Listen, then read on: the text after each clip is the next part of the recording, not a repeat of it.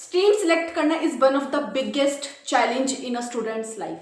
हाँ, और उनके लिए तो और ज़्यादा डिफिकल्ट हो जाता है जिनको ये नहीं पता कि उनका एम क्या है, उनको आगे करना क्या है। और इसको डिफिकल्ट बनाने का काम स्कूल वाले ये भी कर देते हैं कि वो आपको डेमो क्लासेस ही नहीं देते हैं।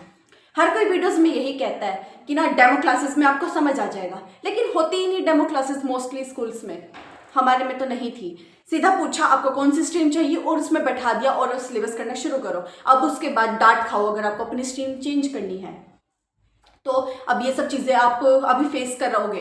तो इन सबको फेस करने से पहले ही मैं आपको कुछ चीज़ें बता देती हूँ जो कि आपकी काफ़ी ज़्यादा मदद करने वाली है। तो इस वीडियो को लास्ट तक पक्का देखना। Hello everyone, this is Aastha Balwa and I hope you all are good. वैसे तो आपको ना सभी स्ट्रीम्स के टीचर्स अब तक समझा भी चुके होंगे अपनी अपनी स्ट्रीम के बेनिफिट्स, ओनली बेनिफिट्स।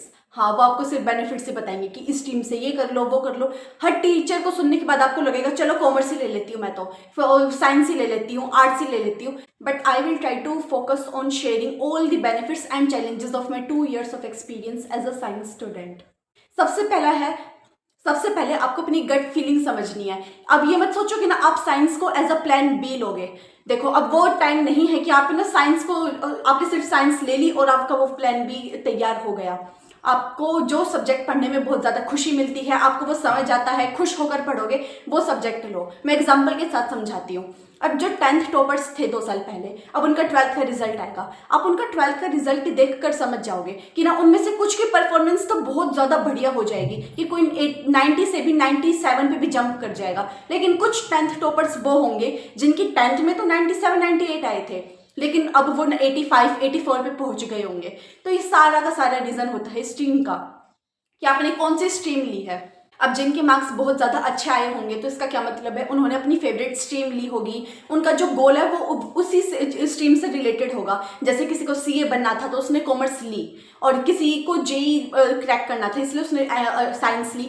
तो इस वजह से क्या होगा, वो ज़्यादा इजीली अच्छा स्कोर कर पाएंगे हर चीज़ में। आप हमेशा देखना, जो भी ना बहुत सीरियसली प्रिपेयर करना होगा ना सीए के लिए, जेई के लिए, किसी भी चीज़ के लिए, उसकी परफॉर्मेंस आपसे ज़्यादा बेटर मिलेगी ही, क्योंकि वो उसका जो आगे का गोल है वो उसको अभी भी काम आने वाला है। और कुछ होते हैं जो इसे प्लान बी समझ कर लेते हैं, तो उनकी परफॉर्मेंस इतनी बेटर नहीं हो पाती है क्योंकि उनका गोल इस डायरेक्शन में और वो पढ़ इस डायरेक्शन में रहे हैं। लेकिन अब कोई सीए है, वो नॉन मेडिकल क्यों लेगा, वो कॉमर्स लेकर जो सब्जेक्ट्स उसके सीए में आने वाले हैं वही कॉमर्स में पढ़ेगा वो। तो यही होता है, अगर आपने अपना गोल डिसाइड कर रखा है तो आपके लिए स्ट्रीम सिलेक्ट करना बहुत इजी हो जाएगा। लेकिन अगर आपने गोल डिसाइड नहीं करा है तो भी आप कैसे समझ सकते हो कि आपको क्या करना है। अब ये हो सकता है कि आप में से ना कुछ को ये नहीं पता होगा आपको करना क्या है, लेकिन आपके मन में ये है कि मैं आर्ट्स ले लेती हूँ या फिर मैं कॉमर्स या नॉन मेडिकल कुछ भी ले लेती हूँ, लेकिन आपके पेरेंट्स आपको सपोर्ट नहीं कर रहे हैं। देखो, अगर आप डर रहे हो अपने पेरेंट्स को बताते हो कि आपको आर्ट्स लेनी है या फिर कॉमर्स लेनी है और वो साइंस के को कह रहे कि साइंस ले लो तुम, तो देखो ये रियलिटी क्या है। उन्होंने अब तक जितना देखा है उनके फ्रेंड्स के बच्चे या फिर खुद के क्लासमेट्स, तो उस हिसाब से वो आपको अपने एक्सपीरियंस के अकॉर्डिंग रिकमेंड करे कि बेटा आप साइंस ले लो। लेकिन अब रियलिटी आपको भी पता है कि आप किस सब्जेक्ट में कितना ज़्यादा अच्छे हो, किस में आप कितना ज़्यादा अच्छे से परफॉर्म कर सकते हो, तो आपको वही चीज़ लेनी है। और अब हर स्ट्रीम से ही बहुत सारे लोग सक्सेसफुल हो चुके हैं, तो ये मत सोचो कि इस स्ट्रीम में ज़्यादा स्कोप है, उसमें नहीं है। अब सारा का सारा खेल सिर्फ और सिर्फ आपकी स्किल्स और नॉलेज का है। अगर आपको आर्ट्स में रहते हुए भी बहुत ज़्यादा स्किल्स आपके पास नॉलेज है तो आप भी सक्सेसफुल हो जाओगे। और अगर नॉन मेडिकल में होके भी आपको कुछ नहीं पता तो क्या फ़ायदा नॉन मेडिकल लेने का भी।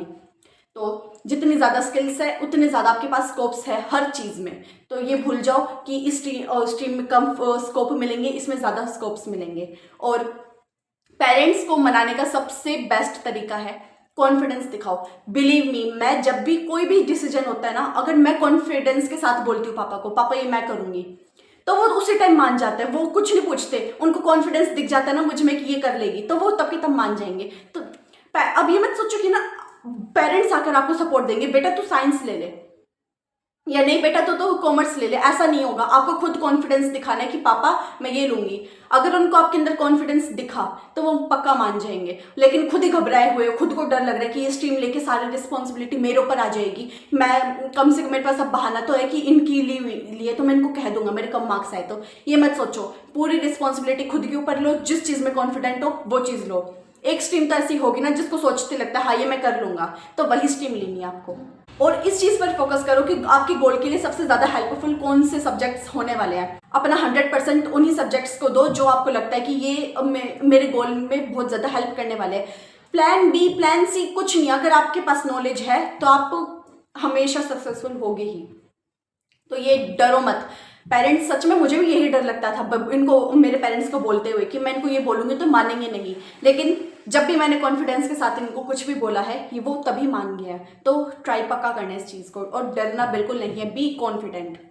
अब इसके बाद साइंस स्टूडेंट 2 साल रहने के बाद 11th-12th में अब मेरा क्या एक्सपीरियंस था, मैं आपको अब इसके सारे बेनिफिट्स और चैलेंजेस बताने वाली हूँ। तो मैं आपको बिल्कुल ऑनेस्टली जो मैंने फील करा है वो सब बताने वाली हूँ, और एकदम रियलिटी है।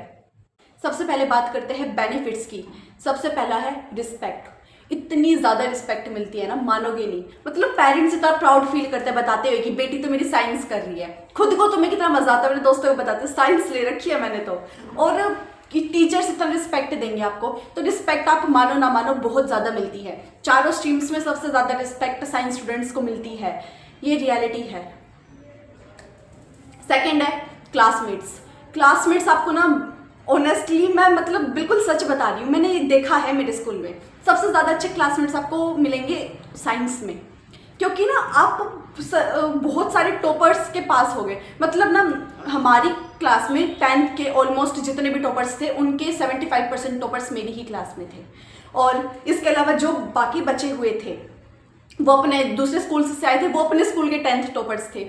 तो एक अलग ही ऑरा हो जाता है क्लास का, इतने सारे टॉपर्स होते हैं, पढ़ाई का माहौल हो जाता है, बहुत फ़र्क पड़ता है क्लासमेट्स का।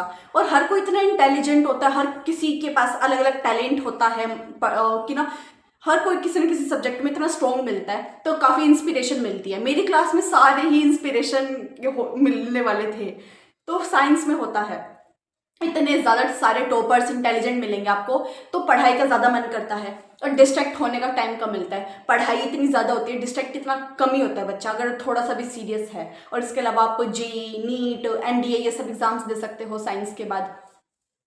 तो ये कुछ ऐसे बेनिफिट, और टीचर्स भी ना हर कोई एक्सेप्ट करेगा कि साइंस के टीचर्स भी बोल देते हैं कि ना साइंस के बच्चों को कि तुम ज़्यादा अच्छे हो बाकी स्ट्रीम्स के मुकाबले। मतलब चाहे रियलिटी हो ना हो, लेकिन अभी तक टीचर्स के माइंड में भी यही है, रिलेटिव्स, फ्रेंड्स, सबके माइंड में यही है कि साइंस वाला बच्चा ज़्यादा अच्छा होता है। तो इज्जत तो देखो मिलती है, बहुत ज़्यादा मिलती है साइंस स्टूडेंट्स को। अब तुम्हें सिर्फ वो इज्जत के साथ तुम इतनी सारी मेहनत करना चाहते हो, उसके चैलेंजेस भी फेस करना चाहते हो, तो ये सब सुन लो। चैलेंजेस में सबसे पहला है ट्यूशन लगवाना पड़ता है। 90% बच्चों को साइंस में तो ट्यूशन लगवाना ही पड़ता है किसी ना किसी सब्जेक्ट में, क्योंकि वो होते ही इतने ज़्यादा डिफिकल्ट है। अब ज़रूरी नहीं कि आपको सारे टीचर्स अच्छे मिल जाएंगे हर सब्जेक्ट के, एक ना एक सब्जेक्ट आपका वीक हो जाता है, तो ट्यूशन का थोड़ा सा ज़्यादा एक्स्ट्रा रहता है खर्चा साइंस स्टूडेंट्स के लिए। पर इसके बाद आप कॉलेज में खुद भी ट्यूशन पढ़ा सकते हो, जो बाकी आर्ट्स के बच्चे नहीं पढ़ाते हैं इतना। सेकेंड है जो मैंने आपको एग्जाम्स बताए कि आप दे सकते हो जेईई, नीट। अगर आप ये नहीं दे रहे हो, ये सारे एग्जाम्स जो भी आप दे सकते हो, और साइंस ले रखी है, तो अलग प्रेशर होता है सोसाइटी का कि तुम ये क्यों नहीं कर रही हो प्रिपेयर। इसका सच में बहुत अलग प्रेशर मिलेगा आपको कि ना तुमने साइंस ले ली और तुम ये एग्जाम्स नहीं दे रही हो, तो फिर तुमने ले क्यों रखी है साइंस। तो एक ये प्रेशर रहेगा चैलेंज। इसके बाद अगर आपको साइंस नहीं पसंद है और फिर भी आपने ले लिया अपने दोस्तों को देख के, पेरेंट्स को उन्हें फोर्स करा इस चक्कर में, तो इतना डिप्रेसिंग हो जाता है ना। मतलब साइंस ऐसी चीज़ है, अगर आपको साइंस पसंद है तो आप बहुत अच्छा स्कोर कर लोगे, लेकिन नहीं पसंद है तो रोज़ रो कर पढ़ोगे। ऐसी चीज़ नहीं है कि सिर्फ एग्जाम से पहले पढ़ ली और हो गया। साइंस पूरा साल पढ़नी पड़ती है, तब जाके ढंग के मार्क्स आते हैं साइंस में। एक चेतावनी है कि 10th की साइंस देखकर गलती से भी साइंस मत ले लेना 11th में। 10th की साइंस और जो 11th की 12th की साइंस है, इनमें ज़मीन आसमान का अंतर है। और एक बुक थी, यहाँ पर 6 बुक्स हो जाएंगी। तो तुम ना थोड़ा सा प्रैक्टिकली सोचना, देखना तुम्हें सच में समझ आ रही है। और 10th के मार्क्स के बेसिस पे तो बिल्कुल मत करना तुम लोग ये गलती। कभी सोचो मैं तो 10th में साइंस में तो मेरे इतने अच्छे मार्क्स आ गए, मैं तो साइंस ही लूँगी। कब कुछ भी रीज़न हो सकता है। अब मेरा एग्जाम्पल मैं खुद दूँ तो 10th में मेरे थे मैथ्स में 87 और साइंस में थे 95, लेकिन फिर भी 2 साल मेरा मैथ्स बहुत अच्छा रहा, मेरे फुल मार्क्स भी आते थे।